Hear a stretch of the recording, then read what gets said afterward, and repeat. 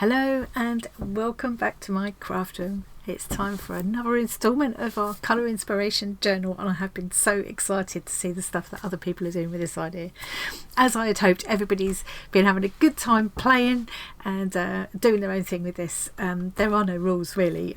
There are suggestions, there are prompts, there are ideas, but there's no rules. Just enjoy it. Just enjoy it and hopefully learn from it and explore and have fun. Yeah.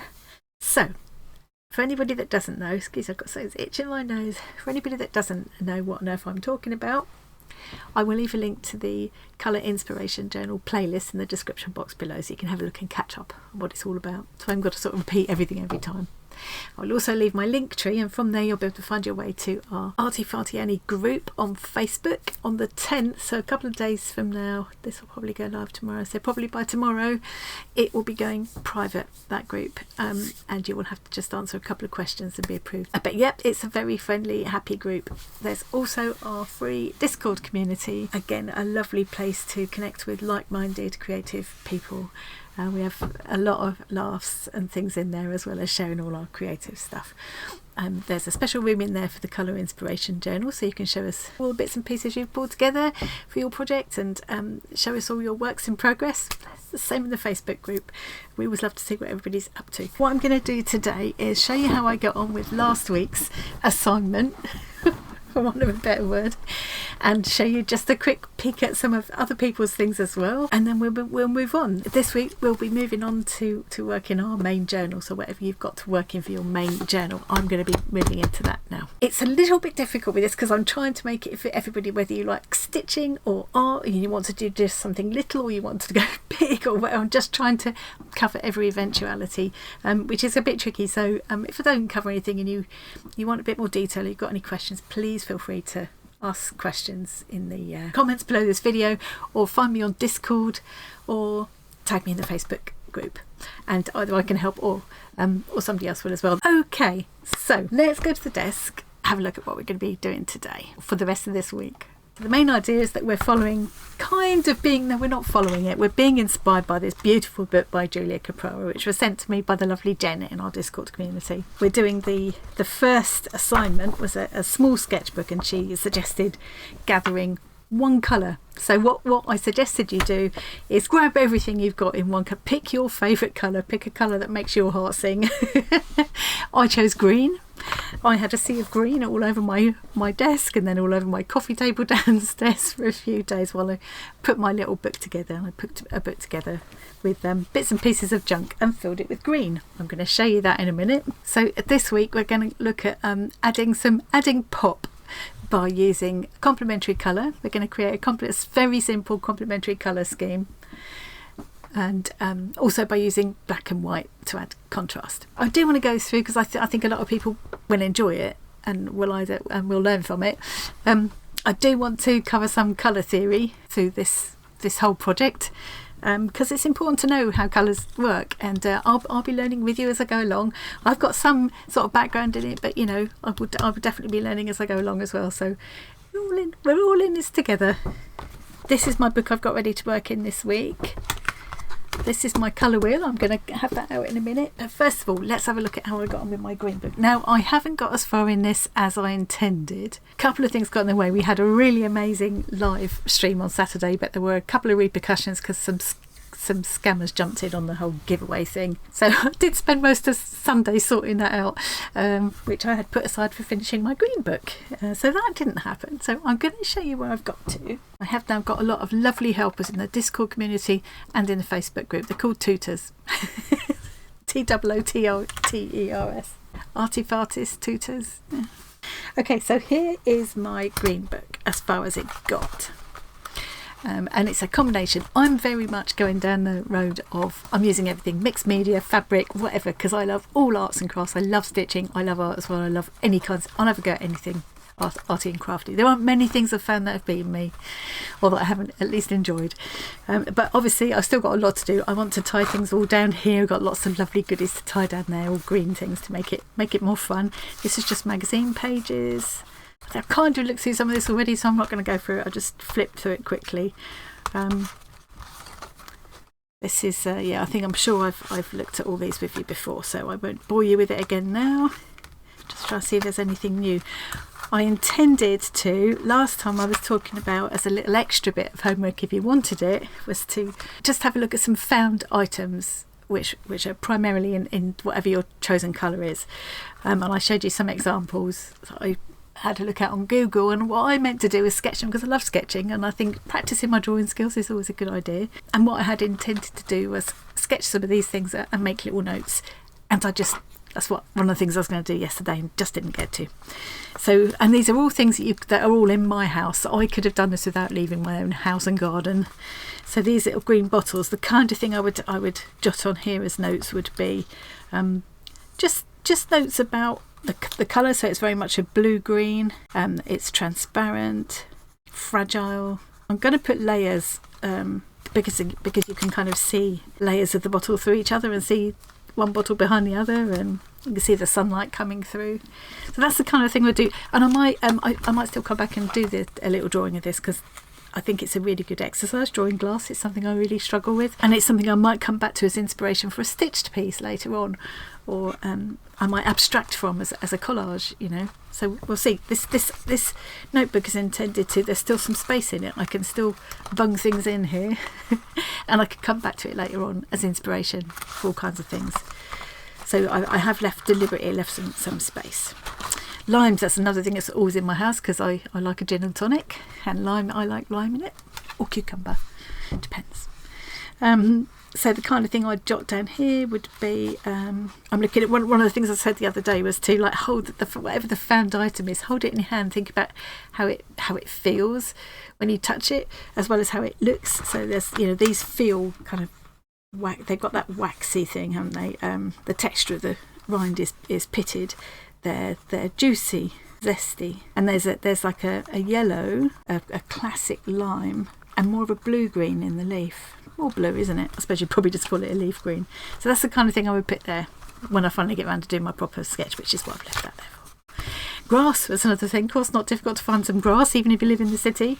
And again, just imagining the feel of that, if you ran your fingers through, or if you stood on it in your bare feet, and it would be things like cool, lush, multi-layered. Best way I can think of to put it. It goes in all directions, doesn't it? It's I don't know how to describe that, but I'll know what I mean. That'll be enough to prompt me when I look back at this. It will be enough to make me remember what I was thinking about. Soft but spiky, so that kind of thing. Did I have another one, or was that it? Oh yes, this is, well, I've got one more here. So this is broccoli. I've got a lot of this in my house at the moment from the veg box. It's that time of year where in Britain, or if you have an organic veg box, it will tend to be a lot of roots and a lot of greens. And what I was struck by there, I love the texture of it. I love how squeaky it feels. It's like crunchy and squeaky and curly. And I did want to do like a close-up sketch of it, because I have got some downstairs in my veg box. But what struck me as well is, look at the range of colours. You've got that yellow, very yellow green, right through to some more sort of leafy green, and then this really blue green just here. Yeah. So that's the kind of thing that I will carry on and elaborate on. So we'll come back at some point. I will decide I've finished this book, and I'll show you I'll flip through it. And this was the stitched piece I started doing, which I've still got a lot more I want to do on. I realise now I should have made it bigger and just made it into the cover. So I might still find a way to do that. Add a bit more of a border on there, make it into a little cover for the book. It's not far off, so I don't know why I didn't think of that at the time. I think initially I intended this to be a page inside, but I couldn't manage to make holes and bind it inside. The fabric was just too soft. So I didn't do that after all, which is why it was that size. I've put some felting wool there, some bits of like acrylic felt cut out, snippets of fabric and trims and things, a little bit of my tatted lace there. Lots of straight stitching, which I love. Had some feather stitching and herringbone stitch, and then I've kind of quickly tacked the felting wool down, and I've quickly tacked these yarns down. But my idea is that I'm going to couch those more, and these, and then do lots more different kinds of stitches all the way along. because I love doing that kind of, it's so mindless. I've got my green threads all picked out. I can just sit in front of Doctor Who or whatever this evening and do a bit more stitching on that. So I will come back and show you that as well. And I might see if I can find a way of just enlarging this, perhaps putting more of a backing on it and a border around, just to make it the cover for this little green book. Makes sense, doesn't it? So that's the end of that one, and now we're going to be moving, as I say, into our main journal. You don't have to, if you're not into doing art, don't be put off. This should be, as I say, adaptable to whatever you love to do. It's all about exploring colour. We will also be looking at texture and pattern, and as I say, lots of colour theory is going to come into it. Nothing too daunting and all quite easy going. And you know, if you're into stitching, you know, you could make a whole fabric journal and fill it during the course of this project, however long it goes on. If you just want to, if you're into stitching and you just want to do a little bit, just make a square for each week, each sort of assignment, for want of a better word. You could do it. You could just do a little square. If you're into art and mixed media, there's all sorts of different ways you could interpret these prompts. And as I say, you can fill as many pages in your sketchbook as you want to. You could just do a little what do we used to call it when you just did like one of those record cards? I've forgotten what it was called. You used to do one of these and you'd get a prompt each week. I think we used to use smaller ones than that. And you could just do one of those each time. What I plan to do is play around a bit, work up a few sketches and ideas in here, play with some of those ideas, play with some of the colours and things, and then perhaps create a couple of stitched pieces as well. I'll just see how it goes. I'm literally just playing and making it up as I go along.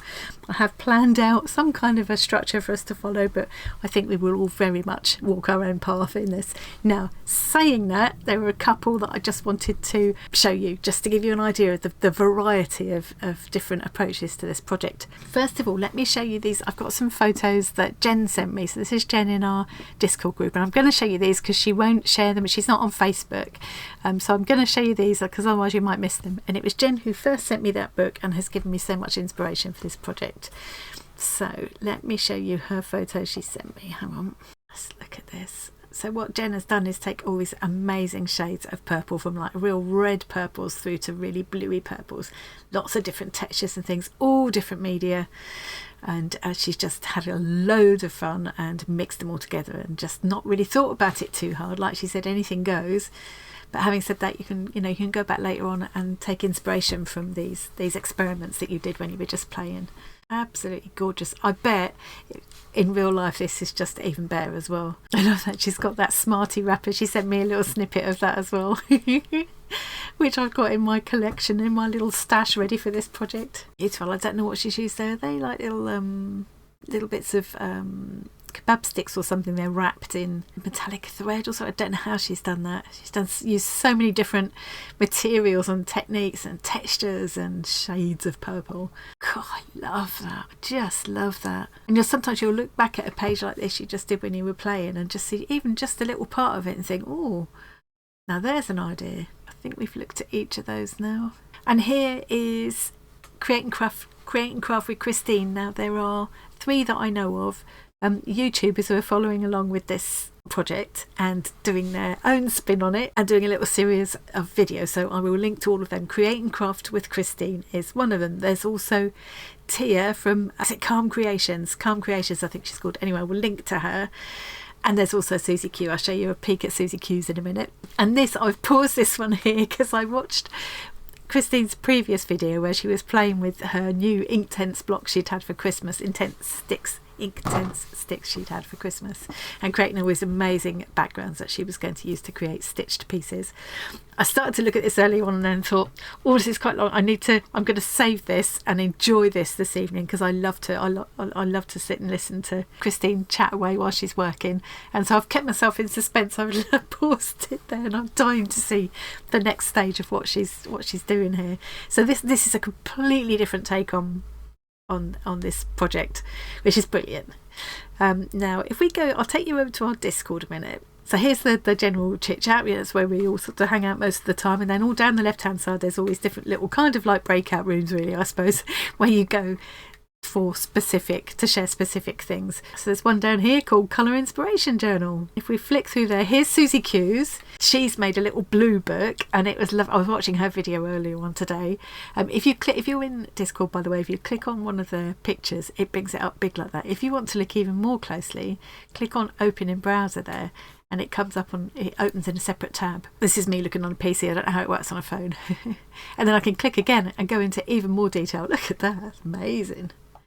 But sometimes when people have done a lot of stitching work and you want to have a really good look, or you want to look at the brush strokes in an art piece or whatever, it's really good. It's really good to be able to do this. I love this, where she did these tangles of threads, and she also did these amazing. I'll show you. Hang on. These crocheted rings with the the kind of tufts of different fibres on. Gorgeous. Yeah, she had a good old play. I really enjoyed watching. So here's some of the other ones that people have been putting together. Let's come back down here. So this is Magpie Sue, what she's been working on. There's her box of yellow that you can see. You can see which colour she chose. And here's Kelly's. Look at all that pink. That is so vibrant. There's Susie's again. This is Liz. She's collecting blue stuff up. She hasn't got time to work on it yet, but she's got her collection ready. Here's Linda. She's doing blue. I love this. I love what she's doing here. She's creating all these backgrounds ready to work into. Dying to see how that turns out. Here's Claire's. She's gone for yellows. Oh, lovely sunshiny golden colours there. Love that. And here's Paula's. Paula's shared some more in the Facebook group as well. There are some really beautiful... Oh, I love that. There's Snobby there. Don't ask. I've no idea. It just happened. There's Kerry. She's working on... So Kerry's more into art and stitchings, and she's working in greens as well. There's just so many. There's so many beautiful, inspiring takes on this idea. It's really made me very happy to see all that this week. Quick look at the Facebook group. This is the Arty Farty Annie group. You can see we've got 1,000 members now. Whew. There's still stitch swaps going on as well, so you'll see stitch swaps in here. Look at this. This is nothing to do with what we're doing now. This is Kathleen sharing some jelly printing experiment she's been doing. This is the most amazing square from Jackie. Look at that. Anyway, what I'm looking for... look, now this is Kim Schrader. Decided to combine two projects into one using my love of sky and ocean as my colour inspiration. I stitched this vessel using some stash. The second project. She's going to be storing her tiny scraps by colour family. That's a really good idea. What a good idea. And they look so beautiful as well. So I don't know if she's been inspired by the colour inspiration thing by choosing one colour family. I don't know if that's what she means, because she's not actually mentioning that, but it would certainly work. It would be another very valid take on the prompt.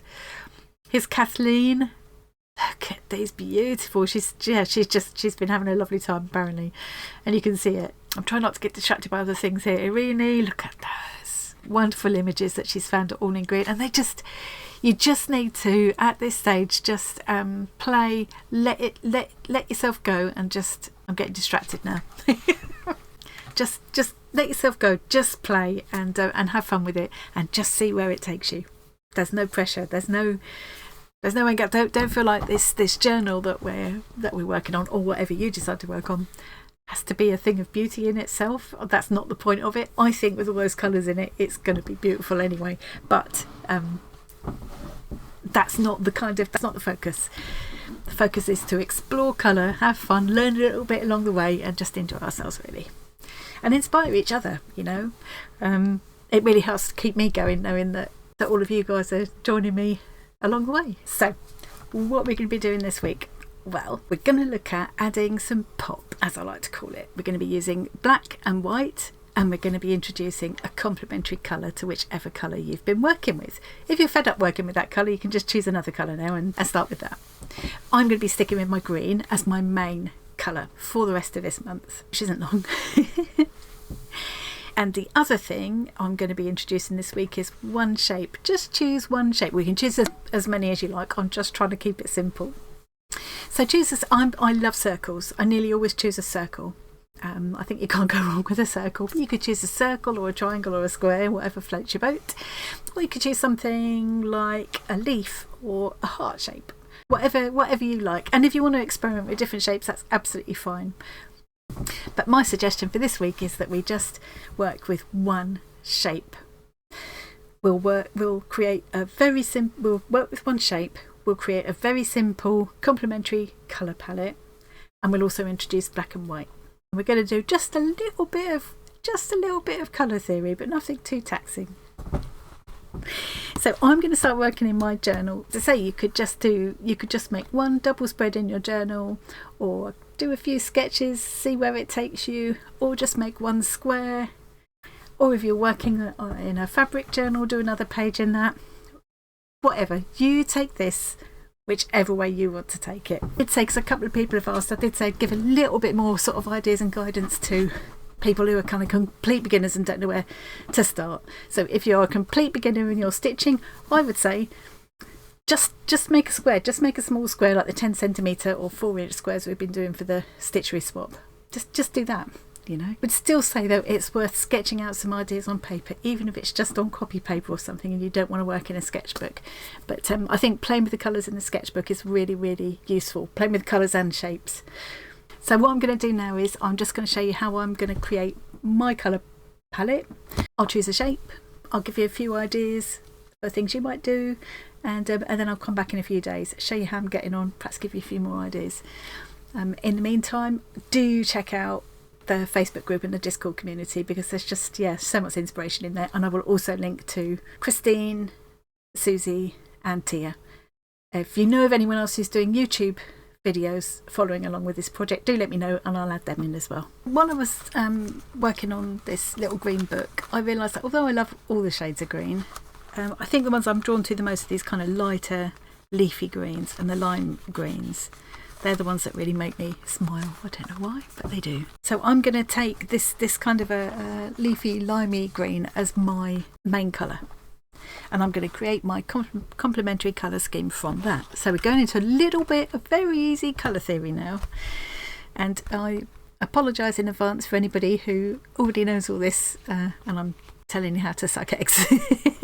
So just to like really simplify the colour wheel, you've got your 3 primary colours, and I've just quickly grabbed these. They're probably not perfectly primary colours, but so you've got red, yellow and blue, and then if you mix red and blue you get purple. If you mix blue and yellow you get green.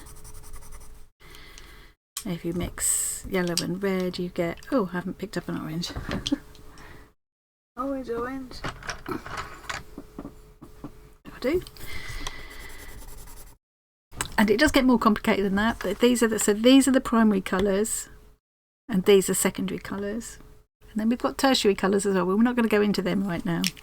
So a complementary colour is opposite on the colour wheel. So if this is my main colour, then red is going to be a complementary colour to my green. One thing that's worth knowing that people don't always realise is that you say you're using a green and you just want to tone it down a bit because it's a little bit too bright. If you use its complementary colour red, they always say don't mix them because you get mud, but what it can also do is just tone down the colour for you. This is easier to show you with paint than with pencils, but so it's just made it a sort of, it's still a green, just a kind of a duller shade of green compared to that, if that's making sense. So I'm going to be using gouache paints to create my palette, and I'll show all this a bit better in a minute. I'm also going to be using the black and white. I can also mix a black and white with my green to create shades and tints and tones. So we've been talking about all different shades of green, or whatever your colour is, but really these are different kinds of green, different types of green. A shade in colour theory terms is when you mix varying amounts of black with it. So say my chosen colour is this yellow green, that's a hue. So if I take that same yellow green and add white to it, I get a tint. Take the yellow green and add grey to it, I get a tone. Take the yellow green and add a black to it and I get a shade. So in theory I can get all of those colours just by adding black and white to it. To create my colour scheme, I'm going to start straight in my journal. This is a working journal. Like I said, the aim isn't for it to be pretty, it's for me to work in. If I really hate a page, it's really bothering me, I can always take it out. It's not going to be the end of the world. Well, I love these coil band type journals because they'll go nice and flat. So the first thing I'm going to do today is create this colour palette, and it's going to be very simple. So I'm going to be using gouache because I like gouache, and I'm going to try and find a green that I'm just happy to use as it is. Okay, not showing any favouritism here. I've got a mixture of an Artful, a De Leone and an Arteza. So I've just got this green, the black and the white. And then I've got to think about my complementary colour. I've got this kind of it's kind of a yellow green. It's not quite as it looks there, but you know, it's a yellowy green. And the complementary colour to that is this red violet. And I do love this kind of a red violet colour with yellow green. The thing about creating a complementary colour, or the thing about using a complementary colour scheme, is that you don't want to end up with half and half of the colours. If you have equal amounts of the yellow green and the red violet, it's just going to scream at you. You might want that, might be fine, but generally it works better if you just pick one main colour and then have a pop of the complementary colour. So that's what I'm going to be doing. I'm going to be still using the yellow green as my main colour, but just with a pop of the red violet. So I need to find something like that red violet in my stash of gouache paint, so I haven't got to do too much mixing. It's a bit too light really. That's already more of a tint. It looks like it's got white in it, doesn't it? It looks like it's a tint. I think that's a pretty good, yeah. Okay, so I have decided that in my slapdash fashion, I've decided that these are pretty much opposite each other on the colour wheel. And now I'm going to start putting my palette together. So while I was working in my little green book, I did really enjoy just adding some yellow or some blue to greens to get all different shades. But I'm going to try and make myself keep it really simple this time, just for this sort of exercise. And if you don't want to do this with paints, you could easily do this instead with snippets of fabric or bits of paper or whatever, or use your colour pencils or use whatever you're happy using. There might be a more organised way to do this, but this is how I'm going to do it. So let's first of all just put down a tiny bit of my just pure green as it is, my green hue. And then I'm just going to, just to show you what I mean, I'm just going to mix a tiny bit of the green with a tiny bit of the purple. That's already dulled it down I just got paint water on my new, oops, trousers. Let's just add a tiny bit more, but not too much. Okay, so that's just mixing varying amounts of purple with the green, just to give you an idea of that's, it still stays green, but it's kind of neutralised it by using its opposite on the colour wheel. So just an interesting thing. Not sure I'll use that this time, but it's worth knowing. I should have gone a bit more purple in that one, I think, to make it more gradual, but you get the gist. But this isn't really my colour scheme. Let's go into what I'm meant to be doing now. So I'm going to take a little bit of that green in there, a little bit of the white.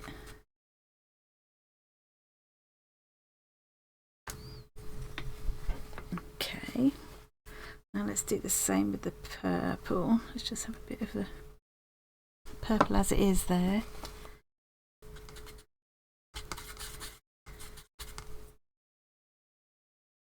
Still feel like I really want, although I said I wasn't going to do it, I really want this green to be a little bit more yellowy. So, like I said, no rules. Just ideas. Go your own way. I feel like I want to put a bit more yellow with that green. Yeah, I quite like that. I prefer the more yellowy, definitely. So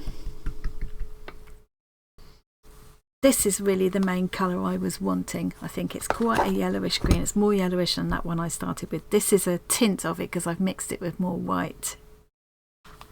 Now let's try mixing it with a bit of black as well. Tiniest bit of black. I mean, you don't have to be mixing up paint. You might find that you can find, if you're using pencils or pens, or pastels or whatever, you can just find shades in your, ready mixed shades that you can just use. But I just quite enjoy this process. So if I mix it with a bit of black now, a bit more. Do quite like these darker greens as well. So mixing it with the black is giving me a shade. It's just darkening it right down, which I also quite like. I'm really liking those colours. And it's all come from that same green colour, but then I put a bit of yellow in, didn't I? It was the green colour I wanted in the first place. I just didn't have that shade in ready mixed. Now I've tried mixing the purple with white. You've got to think about sort of varying the tonal values a little bit as well. I don't want to get into that too much and make it too complicated, but you want some lighter colours, some darker colours, just to keep it interesting. So if I take a bit of my purple, mix it with the black. Whew, look, that gives me a gorgeous kind of aubergine kind of colour. Quite like that. And of course then there's also, so shade is mixed with black, tint is mixed with white, tone is mixed with grey, so a bit of black and a bit of white. So if I take this where I've already got the purple mixed with white, I'm doing this in such a haphazard fashion. I'm sure proper artists will be turning in their studios. So that's where I've already mixed it with a bit of white. If I now prefer a bit of black in as well, it's quite a lot. It's sort of flatter. It's flatter. I don't know if I like it. So I've got the really dark purple there. I've got some of this. Yeah, it's a little bit of a. So that's a tint because I've mixed a bit of white in. That's a shade because I've mixed a bit of black in. Just add in a bit of the black. Where's it gone? Bit of white. It's just there. You can't even see it, but it's there. So I think this is going to be my colour palette. So basically I've got the yellow leafy green. It's not looking quite the right colour on camera. I don't know if I hold it nearer. It's a bit yellower than that, but yeah, it's a bit lighter looking than it looks on the camera. And that purpley colour, they're my complementary colours. I've added some black to the purple to give me a shade, some black to the green to give me a shade of green. There's some white I've added to the green there, so that's a tint of that same colour. I've got the plain black and the plain white. So these are the colours I'm going to be playing with, and I'm going to make sure that the green is still going to be my main colour. There'll just be a pop of the purpley colours, because if you make it 50-50 it's just a bit overwhelming. So I'm just going to start adding in to give you some idea of what I mean. Say this is what I decided that I was just going to do a little stitch piece like this. I've just picked this as the nearest thing I've got with a lot of colours on it. This colour's pretty much like I've just picked out for my complementary colour scheme. So you can see that although I love all those greens, they just need a bit of something. Now if I just add some bits of this in, you can see there's some tiny glimpses of it there already in the print of that mainly green fabric. You can see that it does just start to make it pop. They just make each other sing. But I don't want to put more than a few little bits of this, maybe some beads or a couple of buttons or something in the complementary colour. I still want the main thing to be the greens. And you see here I have got plenty of contrast. I have got some black and white in there actually, and some really dark greens and some lighter ones. But this time whereas I've got blue greens and leafy greens, and this time I'm sticking more to the one kind of a green. I've just made it darker and lighter basically. Making sense? Is that making sense at all?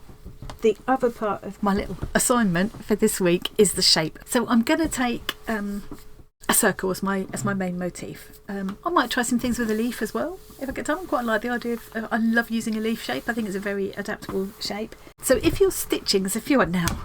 I'm going to give you a quick sneaky peek. I'm going back to the desk now. Quick sneaky peek because I'm not actually going to put this film out for a couple of days yet probably. But look what I just got in the post from Fabulous Jacks. Now there's an example of using a circle as your motif. It's lots and lots of concentric circles, isn't it? The main sort of layout of the design. And she's got mainly these purpley pink colours and blue, so that's quite a harmonious colour scheme. We'll talk about different colour schemes later on down the line. I'm just really trying to keep it simple at the moment. But she's just got this little pop of a complementary colour, which is that kind of limey green in there. against the pinky colours. I think it's beautiful, absolutely beautiful. But I'll give you a better look at that tomorrow. If I show you some of these squares that I got in the previous swap, here's some ideas for using circles. You might pick your shape, might be hexagon. You know, I just think it's more complicated as hexagon there. But look at how who was this one? This was Leslie. Oh yes, this was Leslie. She used these circles, just concentric circles of stitching, and cut out colours. And that's a complementary colour scheme. And well, it's kind of split complementary really, because you've got the orange and pink, which are next to each other on the colour wheel, and then this is complementary to them. And I loved those circles, those beautiful concentric circles. So I carried it on into the page that I stitched that square onto. I loved the way this was Lucy, Jackie's daughter Lucy did this one. Beautiful. I love these circle motifs, and I pitched that idea for my second lot of swaps actually.